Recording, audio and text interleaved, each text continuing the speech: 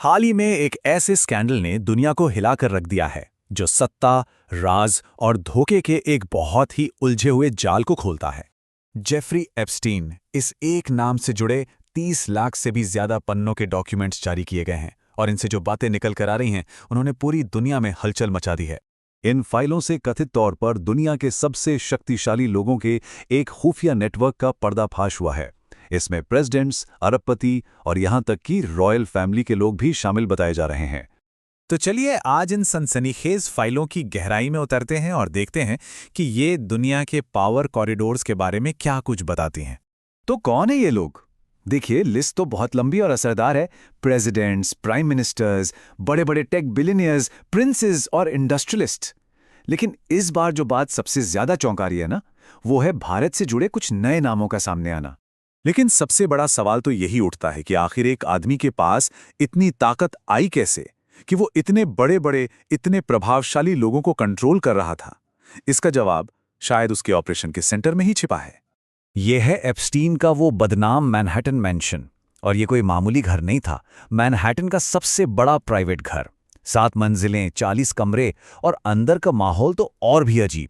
दरवाजे पर नकली आंखें, हॉल में एक लटकती हुई दुल्हन की मूर्ति और ऑफिस में एक असली बाघ का स्टैच्यू। मतलब किसी हॉरर फिल्म का सेट लग रहा है, पर असल में यह उसके काले कारनामों का अड्डा था। इस जगह की सबसे खौफनाक सच्चाई सामने आती है एक विक्टिम के बयान से। मारिया फार्मर ने गवाही दी कि इस हवेली में एक खास मीडिया रूम था जहां से हर कोने पर नजर रखी जाती थी। स्क्रीन पर क्या दिखता था? बस यही, toilet, toilet, bed, bed, toilet, bed. तो आरोप क्या है? आरोप बहुत ही संगीन है। हर बेडरूम, हर बाथरूम में खुफिया कैमरे, एक डेडिकेटेड मीडिया रूम से इन सब की लाइव फीड पर 24 घंटे नजर। और तो और एफबीआई को एक खुफिया तिजोरी भी मिली जिसमें सीडीज थीं जिन पर कथित तौर पर नाबालिगों और दूसरे लोगों के नाम लिखे थे। ये सब मिलकर एक ही तरफ इशारा करते हैं, एक सोची समझी ब्लैकमेल मशीन। तो एप्स्टीन का कथित प्लान क्या था? बहुत सिंपल पर बेहद खतरनाक। स्टेप 1, पावरफुल लोगों को लग्जरी और अपनी पहुंच का लालच दो।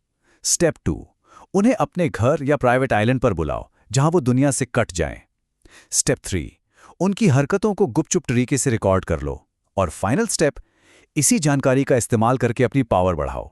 तो अब जरा उन बड़े नामों पर नजर डालते हैं जिनका जिक्र इन नई फाइलों में हुआ है और देखते हैं कि उनका इस नेटवर्क से क्या कनेक्शन बताया जा रहा है।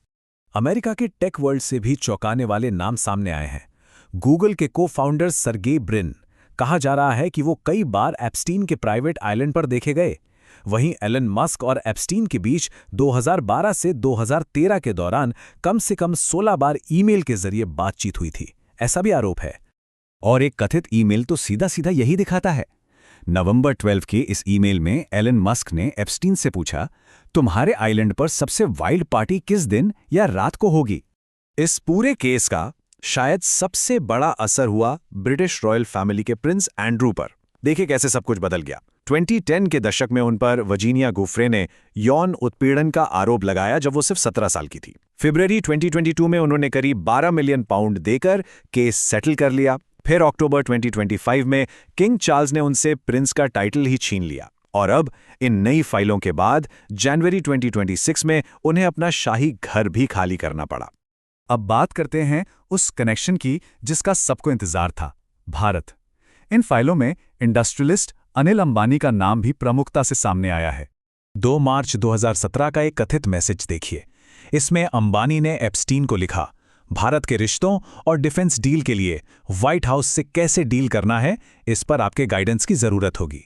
ये मैसेज दिखाता है कि एप्स्टीन का असर सिर्फ पार्टियों तक नहीं बल्कि इंटरनेशनल पॉलिटिक्स तक था।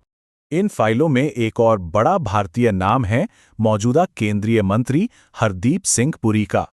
डॉक्यूमेंट्स के मुताबिक पुरी और एप्स्टीन के बीच कई बार ईमेल पर बात हुई और 2015 से 2017 के बीच एप्स्टीन के घर पर उनकी 3 बार मुलाकात भी हुई। इस पर पुरी का कहना है कि यह सब तब की बात है जब वो मंत्री नहीं थे और वो सिर्फ भारत के बिजनेस इंटरेस्ट को प्रमोट कर रहे थे।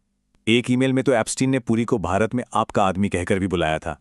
इन फाइलों में प्रधानमंत्री नरेंद्र मोदी का भी जिक्र है, लेकिन यहां यह समझना बहुत जरूरी है कि उनका एप्स्टीन से कोई डायरेक्ट कांटेक्ट नहीं था उनका नाम एप्स्टीन ने कथित तौर पर दूसरों से बातचीत में इस्तेमाल किया था। एप्स्टीन ने एक ईमेल में एक बहुत बड़ा दावा किया। उसने लिखा कि भारतीय प्रधानमंत्री मोदी ने सलाह ली और अमेरिकी राष्ट्रपति के फायदे के लिए इजराइल में नाचे और गाए और ये काम कर गया। जाहिर है इस पर भारत सरकार का बहुत सख्त जवाब आया। उन्होंने इसे एक सजायाफ्ता अपराधी की बेकार की बकवास बताते हुए पूरी तरह खारिज कर दिया। तो इस पूरे मामले में इतने खुलासे होने के बाद भी कई सवाल हैं जो अब भी हवा में तैर रहे हैं और इंसाफ का तराजू भी कहीं ना कहीं एक तरफ झुका हुआ सा लगता है। जरा इन 2 नंबरों को देखिए। ये एक कड़वी हकीकत बयान करते हैं। ये एक ग्लोबल स्कैंडल है। दुनिया के कम से कम 10 देशों में इसकी जांच चल रही है। लेकिन जेल में कौन है? सिर्फ एक इंसान, घिस्लीन मैक्सवेल। और इस कहानी में रहस्य और भी गहरा हो जाता है जब हम 2 मौतों को देखते हैं। एक, खुद जेफरी एप्स्टीन। ऑफिशियल वजह, जेल में सुसाइड। लेकिन हालात ऐसे थे कि सवाल उठते हैं, क्या उसे चुप कराया गया? दूसरी मौत, जीन ल्यूक ब्रुनेल, वो शख्स जिस पर एप्स्टीन को लड़कियां सप्लाई करने का आरोप था। उसने भी पेरिस के एक जेल में कथित तौर पर सुसाइड कर लिया। और शायद सबसे हैरान करने वाली बात तो ये है, अब तक जितने भी डॉक्यूमेंट्स की पहचान हुई है ना, उनमें से करीब 40% अभी भी सीक्रेट हैं। उन्हें पब्लिक नहीं किया गया है। मतलब ये कहानी अभी खत्म नहीं हुई है, पिक्चर अभी बाकी है। तो आखिर में सवाल यही बचता है, जब लाखों पन्ने अभी भी ताले में बंद हैं, तो आने वाले वक्त में और कौन से गहरे और कौन से अंधेरे राज सामने आने बाकी हैं?